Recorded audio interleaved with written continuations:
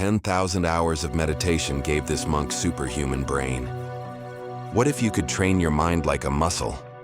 What if happiness, focus, and compassion weren't just moods that come and go, but actual skills you could build? It might sound like science fiction, but it's the very question that drove a gifted French scientist to hang up his lab coat and set off on a journey that would challenge everything we thought we knew about the human brain. This is the story of Mathieu Ricard, a man with a PhD in molecular genetics who became a Tibetan monk. For decades, he devoted himself to ancient meditative practices in the quiet of the Himalayas. Then, he stepped back into the world of science to let researchers peer inside his mind. What they found was so stunning, so far off the charts, that it helped redefine the limits of human potential. But this isn't just about one man's incredible brain. It's a story about the power hidden inside all of our minds. Section 1. The Scientist's Surprising Path. In the late 1960s, Mathieu Ricard was on a fast track to a brilliant career. He was finishing his PhD in molecular genetics at the prestigious Pasteur Institute in Paris. Surrounded by Nobel laureates and intellectuals, his future was practically guaranteed. But something felt off. He saw plenty of genius, but he didn't see a clear link between brilliance and being a happy, fulfilled person. A trip to India in 1967 changed his life's trajectory. There, he met Tibetan spiritual masters who possessed a different kind of knowledge, not about the world, but about the mind itself.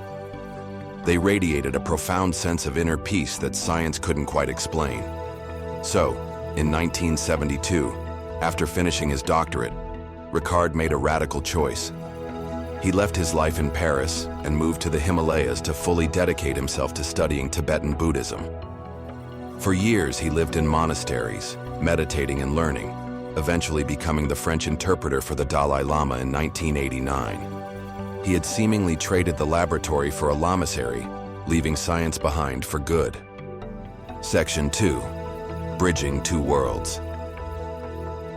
But science wasn't quite done with him. In the late 1980s, a groundbreaking conversation began between the Dalai Lama and a group of pioneering Western scientists. This collaboration, which became the Mind and Life Institute in 1990, aimed to connect contemplative wisdom with modern neuroscience. At the center of it all was a neuroscientist from the University of Wisconsin-Madison named Richard Davidson. Davidson was fascinated by how our emotions shape our brains, but back then, studying things like meditation was considered career suicide for a serious scientist. In Ricard, he found the perfect subject and collaborator, a world-class meditator who was also a trained scientist. Ricard could translate the subtle inner experiences of meditation into a language that researchers could actually measure. Together, they set out on a series of experiments to put the ancient claims of meditation to the scientific test. Their central question was simple, but profound. Can you intentionally change your brain just by training your mind? Section 3. The Experiment in Wisconsin. Picture the scene. Mathieu Ricard, a monk with an estimated 10,000 to 50,000 hours of meditation under his belt, sits calmly in a lab at the University of Wisconsin. Technicians carefully fit a high-density net of up to 256 sensors over his head. This EEG net was designed to measure the electrical rhythms of his brain with incredible precision. His task? To generate a state of unconditional loving kindness and compassion. This isn't some vague, fuzzy feeling. It's an active, focused state, a powerful, all-encompassing warmth extended to all living beings without asking for anything in return. He was instructed to generate this feeling, sustain it, and then let it go, all while the machines recorded every flicker of his brain's activity. Section 4. The Extraordinary Discovery.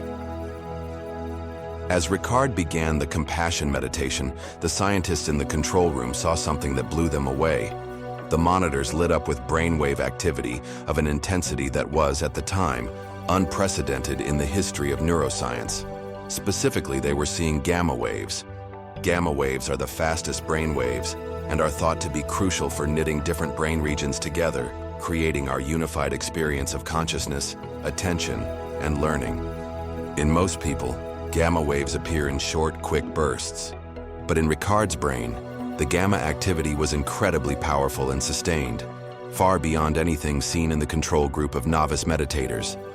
The scans also showed a massive shift in activity to his left prefrontal cortex, an area that Richard Davidson's earlier work had strongly associated with positive emotions and resilience. These findings were so off the charts that the media later dubbed him the happiest man in the world, a title Ricard himself finds a bit absurd. The popular story often told is that the researchers thought their equipment was broken. While that anecdote is more frequently associated with another master meditator, Yongey Mingyur Rinpoche, who was also part of Davidson's studies, the feeling was the same. The data from these Olympic-level meditators was pushing the boundaries of what science thought was possible. Section 5. Your brain is not fixed. For a long time, the prevailing view in science was that the adult brain was more or less set in stone. But the groundbreaking research on meditators like Ricard provided powerful evidence for what we now call neuroplasticity, the idea that our brains can and do change in both function and structure, based on our experiences and even our thoughts. The landmark 2004 paper published in the Proceedings of the National Academy of Sciences provided some of the first hard evidence of profound, functional brain changes resulting from mental training. Subsequent studies have built on this. Research on novices has shown that even meditating 20 to 30 minutes a day for a few weeks can lead to measurable benefits, though results can vary. Some studies have linked short-term practice to reduced activity in the amygdala, the brain's fear center, and better connectivity to the prefrontal cortex, which helps us regulate our emotions.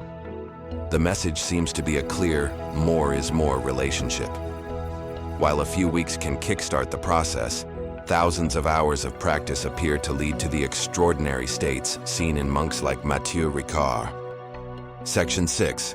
How to train your brain, the skill of compassion. So, how can you actually apply this? The key, as Ricard's work suggests, is to treat compassion not as a passive feeling, but as a trainable skill. First, it's important to know the difference between empathy and compassion. Empathy is feeling with someone. If they're suffering, you feel their distress. This can lead to burnout. Compassion, on the other hand, is a warm, empowering motivation to help, which energizes rather than drains you. Here is a simple compassion practice, adapted from Ricard's teachings, that you can try for just 5 minutes a day. 1. Get comfortable. Sit upright but in a relaxed way.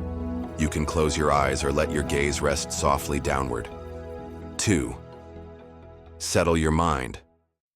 Start by focusing on the feeling of your breath for a minute. When your mind wanders, and it will, just gently guide it back. 3. Spark a feeling of warmth. Think of someone you feel unconditional love for, like a child or a beloved pet. Let that feeling of pure kindness fill you up. 4. Extend it outward. Instead of letting the feeling fade, actively nurture it. Then, slowly start to expand that warmth. Extend it to other loved ones, then to friends, to neutral people, and eventually, even to those you find difficult. The goal is to stretch that feeling of loving kindness to all beings. As the Dalai Lama once told Ricard, in the beginning, meditate on compassion. In the middle, meditate on compassion. In the end, meditate on compassion. Section 7. Compassion in action. For Mathieu Ricard, this inner training is pointless if it doesn't lead to outer action.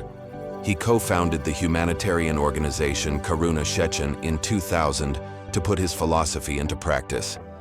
He donates all the proceeds from his best-selling books, like Happiness and Altruism, to fund the organization's work. Karuna Shechen provides healthcare, education, and social services to communities in India, Nepal, and Tibet, helping hundreds of thousands of people. This is the ultimate expression of the research, turning a trained mind for kindness into real-world good. As Ricard calls it, this is altruism in action. Conclusion. The story of the scientist-turned-monk is more than a scientific curiosity. It's a testament to our own potential. The brain scans of Mathieu Ricard show us that cherished qualities like happiness, kindness, and peace are not just given to us at birth, they are skills. The science of neuroplasticity suggests that with a little consistent practice, we can all reshape the organ between our ears.